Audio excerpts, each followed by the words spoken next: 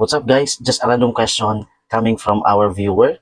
Sir, paano po mag-screen record sa computer? Paano nga ba mag-screen record sa mga computer natin? So okay, ganito po yun.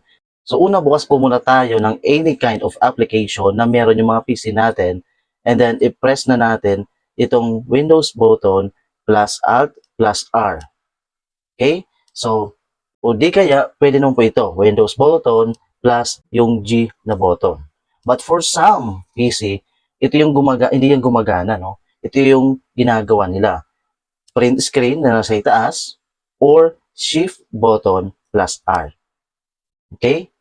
And then pagkatapos nun, automatically po yan magsisave na sa video folder na nakapangalan dyan sa loob ng video folder na po yan, capture. And then i-click lang po yun, and then dyan po, that's it. Dyan po natin makikita na yung mga na-screen record natin. So comment below if ano po sa tatlo ang gumana sa mga pieces natin.